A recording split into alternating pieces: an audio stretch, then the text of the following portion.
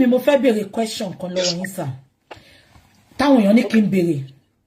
Ìgbà tẹ́ débẹ̀ yẹn, wọ́n ní ṣe try láti béèrè lọ́wọ́ wọn pé kí ló pa, ṣe wọ́n ti láti béèrè. Mo béèrè ní ọwọ́ ìyàwó ẹ̀. Bí ìyàwó ẹ̀ ṣe rí mi, onídàádì kí n máa gbọ́mọ yìí lọ sékìtì, kí n lọ ro. Èmi ìdá wọn ṣe ń ròyàn because kì í ṣe láì mi. Kí ni nǹkan tó ṣe? Ó wá sọ fún mi pé ó ní nurse, ó ní ó fọwọ́ wound ni. Ọwọ́ tó dẹ̀ fi wound, ó náà wọ́n yẹn wá ń wú. Ìgbà tó wá ń wú, ó ní wọ́n á pe nurse kó fún ní tetanus injection. Ó ní injection yẹn ni wọ́n fún tó wá gbòdì lára ẹ̀ tó bẹ̀ sí vomit. Títí ó fi kú. Pé wọ́n gbé lọ pé wọ́n gbé lọ hospital. Ìyẹn Wùmí ló sọ yẹn fún yín. Ṣé ẹ béèrè lọ́wọ́ àwọn tó kù tó wà níbẹ̀? Ṣé ẹ béèrè lọ́wọ́ àwọn tó kù tó wà níbẹ̀? Wùmí nìkan náà ni mo mọ̀ ń bẹ̀. Ibi ìjàlóṣà ò sọ anything fún Wùmí ni mo mọ̀ tó wà ń bẹ̀. Ibi mi ò rí àdúrà lálẹ́ ọjọ́ yẹn. Ètò bóyá wà ráàdì èrò ti pọ̀ jù. But ìmúṣàríyàwó pé hello kí ló ṣẹlẹ̀? Ó ní wọ́n fún ní abẹ́rẹ́ yẹn wá gbòdì lára ẹ̀. Ó ní mo fi sọ pé bóyá àwọn unqualified nurse tó fún ní abẹ́rẹ́ ló kọ̀ sí wàhálà yẹn. So mo tẹ́ mi mọ̀ mọ́ nìyẹn. But later tí wáyé pé wọ́n ti wá padà lọ owó òkú yẹn náà wá sọ fún mi pé a lot of things ló ṣẹlẹ̀. Wọ́n ju aṣọ kan sí tí mi ò dẹ̀ experience irú nǹkan bẹ́ẹ̀ yẹn rí.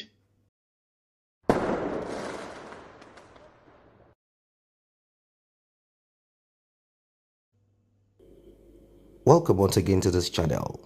We will be listening to Mohbad's father, where he shared what he saw. You know, a lot of people wanted Wunmi, Mohbad's widow, to tell us some of these things.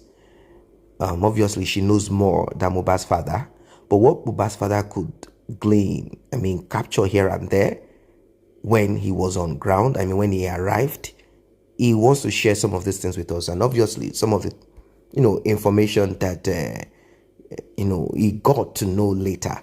Now, Daddy, ìjọ́ Mohbad kú kọ́lọ́mbà wa tẹ̀ sáfẹ́fẹ́ rere. Kí ló ṣẹlẹ̀ níjọ́ yẹn sà? Ṣé lè ṣàlàyé fún wa? Màá kàn sọ díẹ̀ náà ń bẹ̀. Because ìjọ́ tí ó ṣaláìsí, wọ́n pè mí, màmá ẹ̀ ló pè mí lé pé ọmọ mi wà ní hospital pé kí n bá wọn bẹ̀.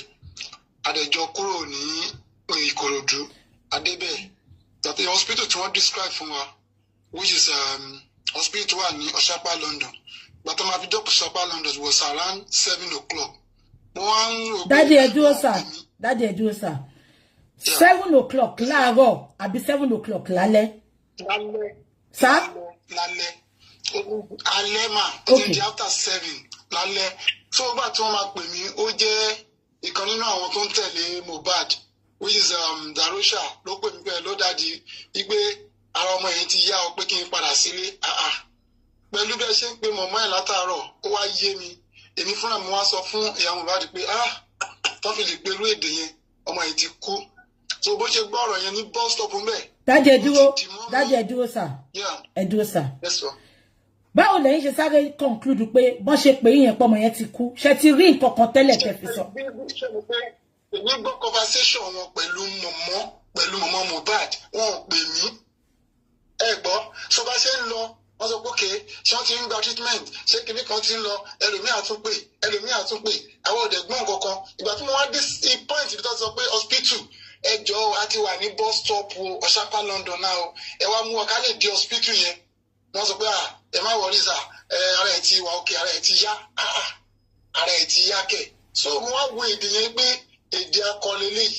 So gẹ́gẹ́ bí àgbàlagbà, àwọn àpinnu kókè à ń lọ sí ilé Mohbad. So bàtà máa fi sọ pé a máa débẹ̀ ó dọ̀ pọ̀ ọjọ́ yẹn. It was after to 10, 9:30 to 10 la débẹ̀. Ìgbà tí máa fi débẹ̀ mo ti bá a lot of people, almost 100 people mo bá nínú compound níbẹ̀ tẹ́lẹ̀ ti pọ̀.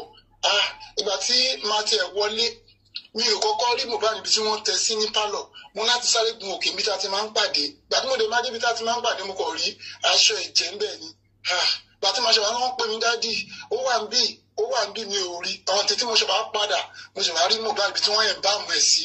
Wọ́n ti gbé yọ̀ sí láyà, wọ́n ti dí mú ẹ̀, wọ́n ti dí etí gbogbo ibi tí kò lè wà lára ẹ̀, wọ́n ti dí. Tí mo rí ọmọ ẹ̀ báyìí, mo kọ́kọ́ jókòó torí kò yé mi tí mo lè ṣe. After some hours, ní bí wọ́n náà akọ̀rọ̀ rìn káàkiri I don't know what to do bí nǹkan ṣe bí wọ́n ṣe representative Davido bó ṣe wá sọ pé ọ̀gá mi kò fún mi ní 2 million naira 2 million naira owó kíni iṣẹ́ ní gbowó ọmọkè mo ní kàn ń gbé owó yẹn kọ́ fún Darosha. Daddy, hold on, sir. Daddy mi, hold on, sir. Wọ́n ní kí n jẹ́ kẹ́ mọ̀ pé wà lórí live. Mo gbàgbé láti sọ fún yín. Ṣé mọ̀ pé live ni mo ń ṣe. Live ni mo ń ṣe. Ṣé wà okay? Ṣé wà okay láti sọ̀rọ̀? Ẹ mọ̀ tẹ́lẹ̀. Ẹ má bínú sir. Ẹ má bínú sir. Mo gbàgbé ni. Ẹ má bínú sir. Live lẹ wà. Hold on. Daddy, hold on. Mo fẹ́ gbọ́rọ̀ yẹn kí n wá ṣàlàyé. Kọ́ bá ní mò ń parọ́. Torí ẹ mo ṣe fẹ́ kẹ́ fẹnu ara yín sọ. Now, Daddy, mo fẹ́ bèrè question kan. Ìgbà tẹ́ gòkè yẹn, aṣọ ẹ̀jẹ̀ tẹ́ rí yẹn, ṣé t-shirt ni àbí báwo ló ṣe rí? Ẹ describe ẹ fún wa sir. Bedsheet ńlá. Àwọn dúgbé bedsheet ńlá yẹn ni wọ́n gbé jọ tó tóbi. Mo wá rí ẹ̀jẹ̀ lára bí báwọn sọ pé èèyàn gbé Kampala dúró. Mo kọ̀ rí aṣọ ẹ̀jẹ̀ lára yìí. Mi ò fúnra sí. Because mo kọ̀ bọ́lẹ̀. Wọ́n ṣe wá sọ fún mi pé òun ló wà nílẹ̀ yìí. Ṣùgbọ́n tí máa rí náà wọ́n ti ẹ̀ ń bá àmú ẹ̀ in a local way. Ara mi kàn gbọ́n ni good 1 hour nígbà tí wọ́n sọ pé wọ́n ní kó fún mi lówó owó kíni ní ìmúlò owó tó jẹ́ ọmọkàn ní kó fún ìkan nínú àwọn tó ń tẹ̀lé Mohbad so bí ìyẹn ṣe lọ nìyẹn nígbà tí wọ́n wá wò ókè ẹ̀yin ọmọ ẹ arrange fún ambulance tó dé doctor tó wà nínú ambulance yẹn ó tún ṣe test okay from there. Daddy ẹ dúró sir. Ìgbà tí doctor tó bá ambulance yẹn wá ẹ sọ pé ó ṣe test. Ìgbà tó ṣe test kí ló sọ fún yín? Ó ti gone, ó ti lọ, ó ti kú. Ó sọ fún yín pé ó ti kú gbà yẹn. Ambulance wá gbé. Bẹ́ẹ̀ni, ambulance wá gbé. Àwọn àgbẹ̀ okay jẹ́ ká lọ sí police station. Ní police station ló ti wá pẹ́ wá. We spend like 3 hours. We only grant wa ní police report.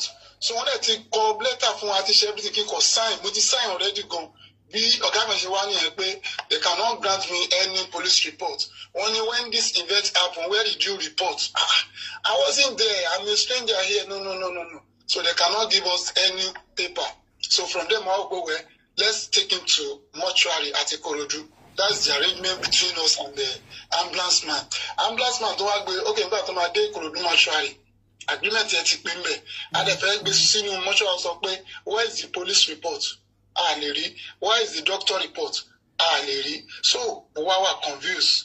Now, anytime mú owó tó gbowó dání wọn kókè kò sí ta lè ṣe mọ́ báyìí wọn tó gbà ní mọ́ṣúárì bẹ́ẹ̀ ká wá ambulance mi lójú mi làwọn bá ambulance mi sọ̀rọ̀ pé wọ́n máa exchange body ẹ̀ sínú ambulance eléyìí so tílẹ̀ bá mọ́ tí ẹ bá lè ráyà àti ra nǹkan tó bá yẹ kẹ́ra bóyá kẹ́ máa lodge sí around bí báyìí so ẹni yẹn ló wá arrange wọ́n ṣe ra pósí àtàṣọ àti wọ́n ṣe ṣe everything. Okay, Daddy ẹ jọ̀ọ́ hold on sir because mo gbọ́dọ̀ máa listen sáwọn tó ń wò wá náà. Wọ́n nígbà tẹ́ rí Mohbad níbi nínú ilé ibi tó tẹ́ sí yẹn ṣe rí any mark lára ẹ̀ ṣe rí any mark. Wọ́n ti wọṣọ fún even mi ò lè fọwọ́ kàn because wọ́n ti block gbogbo mẹ́wọ́n ti gbé yọ̀lé láyà wọ́n ti ẹ̀ bá àwọn èsì bẹ́ẹ̀ ọ̀pọ̀lọpọ̀ ìlú rẹ̀ ti pọ̀ almost 100 people àwọn tí mo bá ń bẹ̀ Anya Snatan and Davido representative the Mohbad lawyer àti gbogbo àwọn ọmọọṣẹ́ ẹ̀ ló ti pọ̀ àdúgbò ti dàrú tó yẹ pé even kò sí nǹkan tí wọ́n tẹ̀lé ṣe láàrin yẹn ju pé kí ó kúrò bẹ́yẹn ní street yẹn so àwọn tó dẹ̀ tẹ̀lé wa lọ ìyàwó ẹ̀ tẹ̀lé mi lọ ní òru yẹn nígbà tá a máa bí dé mọ́ṣúárì àwọn náà páàkì mọ́tò tiwọn àtẹ̀gbọ́n ẹ̀ kájọ kúrò ń Kòròdú tẹ́lẹ̀ wọ́n tẹ̀lé mi dé mọ́ṣúárì bẹ́ẹ̀ mo wá fi wọ́n lẹ̀ síbẹ̀ àti Darosha àti gbogbo àwọn tó tẹ̀lé mi lọ even that very day àní àsọ pé mọ̀mọ́ òun kú ó ní láti sọ pé òun máa kúrò níbẹ̀ yẹn òun máa padà wá bá wọn àwọn dẹ̀ wá bá wọn láàárọ̀ ọjọ́ kejì so èmi ti kúrò mẹ́rin láti kan bí 3:30 mo ti fẹsẹ̀ rìn kúrò ní Kòròdú pé okay let me go home láti lọ máa prepare ibi tí wọ́n máa gbé bọ́ìsì nígbà tó dẹ̀ máa di nǹkan bíi 8 láàárọ̀ ẹ̀gbọ́n ọmọ yẹn pè mí mo dẹ̀ ní kó lọ bá wọn ní Ìkòròdú mọ́ṣúárì ní ibi tí akípẹ̀ sí pé ibẹ̀ náà ti máa exchange láti pé wọ́n ń gbé wá ṣùgbọ́n tó dẹ̀ máa di bíi 12 sí 1 o'clock wọ́n ti gbé bọ́dì bọ̀ pẹ̀lú pósí I wasn't there when they buy the coffee and non everything. Daddy hold on sir. Daddy hold on sir. Yes ma'am. Àwọn èèyàn sọ pé ta ló ń jẹ́ Anyam tẹ́ ẹ̀ sọ yẹn. Anya is one of the musicians tí wọ́n jọ wà ọ̀rẹ́ Mohbad náà ni. Okay. Anya Snatan àwọn olórin tí wọ́n Okay. bá bẹ̀rẹ̀ nìyẹn. Ta lẹ fẹ́ ta ló lọ ra pósí yẹn? Ta ló lọ ra pósí yẹn sà? Ta lẹ ní kó lọ ra pósí yẹn? It's one of his PAs, one of his PA, which is Darusha. Òun ni ó gbowó yẹn dání ló dẹ̀ lọ ra pósí yẹn ló dẹ̀ ra nǹkan tí wọ́n rà. Ẹ máa sọ lọ dádì mi. Ẹ máa sọ lọ dádì mi. Bẹ́ẹ̀ tí ohun tí mo lè fojú kàn. Ẹ lè wo kó ọmọ yín bẹ́ẹ̀ ni. Mi ò lè wo kó ẹ̀, mi ò dẹ̀ lè wo pósí ẹ̀ gan. Mi ò lè mọ kọ́lọ̀ tí wọ́n rà because nílẹ̀ Yorùbá wọ́n ní ọjọ́ abárìbìnrin bí ń wọlé ní àwọn ìgbésẹ̀ tí mo gbé ká gbé kúrò ń bẹ̀ mi ò dẹ̀ lè fi sílẹ̀ nígbà tó dẹ̀ bí mọ́ṣúárì tí wọ́n tún reject ẹ̀ so mo ní wọ́n ti exchange lójú mi so mo lè ti pọ́n lọ́dọ̀ pé ẹ palẹ̀ mọ́ ẹ ṣe nǹkan tó bá yẹ kẹ́ ẹ ṣe o èmi ti lọlé láti pé kí n lọ prepare ibi tí mo dẹ̀ máa tún dé náà mo kàn tọ́ka pé ibi báyìí ẹ clear bí ẹ kò ṣe bí mi ò tún lè wo bẹ̀ gẹ́gẹ́ bí ìṣẹ̀dálẹ̀ Yorùbá so mi ò tẹ̀lé fojú kàn mi ò rí anything nínú fíìmù mo ti wá rí pé wọ́n sọ pé ọrùn ẹ̀ wọ́ wọ́n sọ pé wọ́n fọ̀ọ̀sẹ̀ sínú pósí mi ò sí bẹ̀ kò ń ṣe ohun tó tọ́ sí mi pé lọ́wọ́ bàbá ìlú ló rán pósí bàbá ìlú wá gbé sínú pósí kò ń ṣe ohun tó tọ́ sí mi rárá àtọ́ tí Yorùbá ò gbọdọ̀ ṣe bẹ́ẹ̀ mi ò lè fojú mi wò till now so it was later náà wọ́n sọ mí pé wọ́n ju aṣọ kan sínú ẹ̀ wọ́n ṣe gbá sínú ẹ̀ gbogbo àwọn kan ní I don't know the interpretation of all this thing mo kàn rí pé Ọlọ́run tó fẹ́ tó àṣírí èṣù ló mú kí wọ́n padà wúmù tó àjáde torí tí wọ́n bá wú jáde wọ́n ní mi mọ interpretation aṣọ tí wọ́n jù sí lórí o mi ò mọ̀ o so it was now náà ṣe sọ pé wọ́n gun ní nǹkan ni pé mi ò rẹ́jẹ̀ nínú ibẹ̀ yẹn ni nǹkan tí wọ́n gun yẹn ló jẹ́ kẹ́yẹ̀ jáde lára ẹ̀ mi ò lè weakness ẹ̀ till now mi ò lè débẹ̀ yẹn mi ò lè padà síbẹ̀ àtàwọn ló. Mo fẹ́ béèrè question kan lọ́wọ́ yín sà táwọn èèyàn ní kí n béèrè ìgbà tẹ́ débẹ̀ yẹn wọ́n ní ṣe try láti béèrè lọ́wọ́ wọn pé kí ló pa ṣe rántí láti béèrè. mo béèrè ní ọwọ́ ìyàwó ẹ̀ bí ìyàwó ẹ̀ ṣe rí mi onídàádì kí n máa gbọ́mọ yìí lọ sékìtì kí n lọ ro èmi ìdánwò wọn ṣe ń ròyàn because kì í ṣe láì mi kí ni nǹkan tó ṣe ó wá sọ fún mi pé ó ní nurse ó ní ó fọwọ́ wound ni ọwọ́ tó dẹ̀ fi wound ó ní ọwọ́ yẹn wá ń wú ìgbà tọ́wọ́ wá ń wú ó ní wọn ò wá pe nurse kó fún un ní tetanus injection ó ní injection yẹn ni wọ́n fún un tó wá gbòdì lára ẹ̀ tó bẹ̀ sí vomit títí ó fi kú pé wọ́n gbé lọ pé wọ́n gbé lọ hospital. Ìyẹn Wùmí ló sọ yẹn fún yín ṣe béèrè lọ́wọ́ àwọn tó kù tó wà níbẹ̀ ṣe béèrè lọ́wọ́ àwọn tó kù tó wà níbẹ̀. Wùmí nìkan náà ni mo mọ̀ ń bẹ̀ ibi Darusha ò sọ anything fún Wùmí ni mo mọ̀ tó wà ń bẹ̀ ibi mi ò rí àdúrà lálẹ́ ọjọ́ yẹn ètò bóyá wà ráàdì ló ti pọ̀ jù but ìmúṣàríyàwó pé hello kí ló ṣẹlẹ̀ ó ní wọ́n fún ní abẹ́rẹ́ yẹn wá gbòdì lára ẹ̀ ó ní mo fi sọ pé bóyá àwọn unqualified nurse tó fún ní abẹ́rẹ́ ló kọ̀ sí wàhálà yẹn so mo tẹ́mi mọ̀ mọ́ nìyẹn but later tí wáyé pé wọ́n ti wá padà lọ wú òkú yẹn náà wá sọ fún mi pé a lot of things ló ṣẹlẹ̀ wọ́n ju aṣọ kan sí tí mi ò dẹ̀ experience irú nǹkan bẹ́ẹ̀ yẹn rí. Dádì Kàrímọ́ ẹ̀gbọ́n Wùmí ó sọ pé òun pè yín pé kẹ́ má sin òkú yẹn pé òun bẹ̀ yín pé òun ní kẹ́ má tí ì sin òkú yẹn pé kàn ṣe autopsy ṣé lóòótọ́ ló sọ bẹ́ẹ̀ fún yín sà. Is capital no mi ò tiẹ̀ rí mi ò mọ̀ rí kò pè mí rí àsọ̀rọ̀ rí ìjọ ta fẹ́ lọ ṣe introduction tó sọ di engagement mi ò rí mi ò gbóhùn ẹ̀ rí mi ò rí kò bá mi sọ̀rọ̀ rí àdàbí àdẹ̀dá fún wọn tó bá yẹ pé mo tiẹ̀ rí bó tẹ̀ bá mi sọ̀rọ̀ rí. He said on the day Mohbad RIP'd, it was Mohbad's mom that called him that they should go to the hospital in Osaka, London, somewhere on the island of Lagos, Nigeria, because Mo was there. They say they got to the bus stop that led to the hospital at about 7 p.m. Then they called Darusha. Darusha is one of the PA or the guys that move around with Mohbad, that they should take them to the hospital. He said that Mo was fine and that they should go back home. Immediately, Mohbad's father said he knew that something is wrong, that his son is no more. Well, they decided to go straight to Mohbad's house. They met with traffic, but they eventually got to his house around 10 p.m. At the entrance of the house, they said they met over 100 people. But he went straight to Mohbad's house inside, and he saw a duvet filled with blood on the floor. He said he was shocked. Then He sat down there looking at it like, what really happened? Is there a fight? Was my son attacked? What is this? Why is there so much blood? Someone walked up to him and said, Mohbad is downstairs. Then he said he rushed to the living room and he saw that his son has been embalmed locally, meaning they already put certain things like a bag of salt on his chest.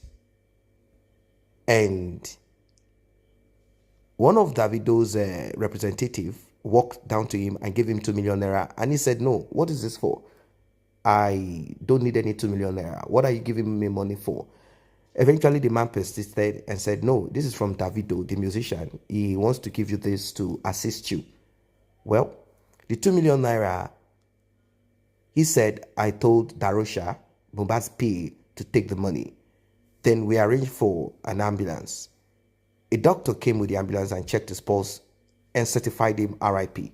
The ambulance then took him to the police station where he said he spent over 3 hours to get police report. At the end of the day, he said one of the boss at the station at that time, at the police station, came in and said, sorry, you guys did not inform us about the RIP ahead. We will not be giving out to you any report. Mr. Get out of here. He said he was so bitter. He was so sad and confused. He left. Now, they tried to take the body of Mohbad to the mortuary, but definitely the mortuary refused to take Mohbad's body. Well, when they got to the mortuary situated at Ikorodu where he lives, they also asked for police report. He didn't have any, so they refused to put him in the morgue. I was so confused, he said. So we transferred his body to another ambulance. Wunmi and some of Mohbad's friends were also with us that night at the mortuary. Darosha was with the 2 million naira Davido sent, so he arranged for the coffin and the clothes Mohbad will be buried in. By then, it was about 4 a.m. I had to leave them there at the mortuary. I went home to make arrangements on where he will be buried. By 12 p.m., they brought his body, which was already inside of the coffin. I was not present there, as it is against my culture and tradition. I didn't even know how the coffin looked like. It was after he was buried I started seeing videos of his neck bent inside of the coffin. Later on, some people told me that Mo was stabbed in his house some hours to his RIP, and that was the reason for the blood on the duvet in his bedroom. Stabbed? Really? How? What happened? I went to his house on the day he passed. I asked his wife, Wunmi, come here. Tell me what RIP'd my son. Wunmi said it was the injection from the auxiliary nurse. Now we know that this nurse is auxiliary, but then she was just a nurse that administered injection, and that injection is what RIP'd him. And that I should take his body to Ekiti if I don't believe, to invoke Mohbad's spirit to spiritually RIP whoever took his life. And I looked at her. I shook my head and I said, immediately, listen, I am not diabolic. I don't do such.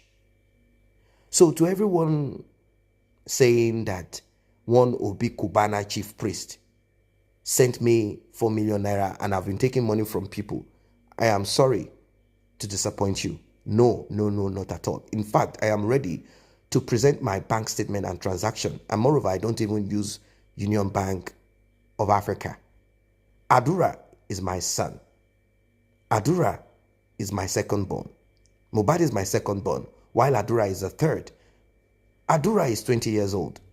He's not 14-year-old as people have kept repeating. He and Mohbad were very close. In fact, Mohbad and Adura were living with me, not until Mohbad moved to his own residence and had his own place. And he decided to call for his younger brother to come stay with him. Ever since the second corona sitting, I have never heard from Adura. Adura ran away from me. Adura does not want to come to talk to me. I have asked him, come, speak to me. What exactly is it that happened? I told him to come to my house, but he refused. He ran away. I could not reach him. I can't go to Mohbad's house again in Lekki. because I don't feel comfortable. I don't want to have sad memories. What I saw that night is shocking. And this lady that called herself Wunmi, Sister Karimot, I have never seen her or talked to her on the phone. I don't know who she is. God will judge her for all the lies she is spreading against me. I am not in a hurry to bury Mohbad until justice is served. They said we should exhume the body. The body has been exhumed. Now, I want a DNA test to be done on Liam. This is what Mohbad's father said, and I kind of, it's a pity. It's so sad. You see, there is something about Nigeria. If you are poor, you are broke. When I mean poor, you're on your own. But if you are rich, famous, rich, connected, rich, with, connections with politicians, all your sins will be forgiven immediately.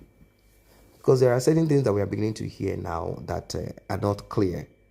We don't know who is saying the truth or who is not saying the truth anymore. I mean, there is something mysterious, and this mystery definitely will be unraveled. Because names like Davido, have been called several times, and Obi Kubana, like there is something that we are yet to know. And this thing, when it eventually surfaces, it will shock a lot of people. And I mean, how come a lot of names are being attached to the RIP of Mohbad? I know that when you are in the kind of industry that it belongs to, you definitely meet up with a lot of, people here and there. The names that have been called are not out of the entertainment industry anyway, but we are beginning to see some very, mysterious connection. Like, oh, this person did this. Why did this person quickly bring money? Because that is what Mohbad's wife's sister wants us to believe. She wants to drag us into those people that he was with before his RIP. And she's referring to Davido, Obi Kubana, and the rest of them. Obi Kubana, according to Prime Boy, was called when the fight started. I don't know if he tried to broker peace, if he was successful in doing that between friends, but maybe somehow he wasn't successful. Maybe he was instructed to just leave because Prime Boy left. But he is now, he has been arrested, and I don't know if he will be able to get out of this easily. But like I said, all of these things will go to the court, and once this appears in the front of the judge, once the judge looks into it, I believe that sincerity and truth definitely should surface. I don't know what you think about this one. Drop your comment, like, and share. See you in the next update.